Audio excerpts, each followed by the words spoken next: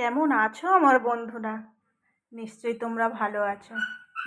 ভালোই থেকো, সুস্থ থেকো, এই কামনা করি আমি। আর দেখো, আজ শনিবার, তো শনিবার মানেই আমার নিরামিষ। শনিবার আর বৃহস্পতিবার, এই দুটো দিন তোমাদের সাথে আমি নিরামিষ মেনু শেয়ার করি।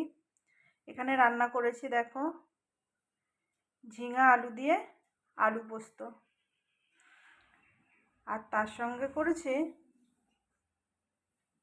কুমড়ো, কাঁচা কুমড়ো বলে না, ওই কাঁচা কুমড়ো, সজনে ডাঁটা, আলু, বড়ি দিয়ে একটা তরকারি। আর তার সঙ্গে করেছি কিশমিশ দিয়ে টমেটোর চাটনি। তো আজ এটুকুই রান্না করতে পেরেছি গো।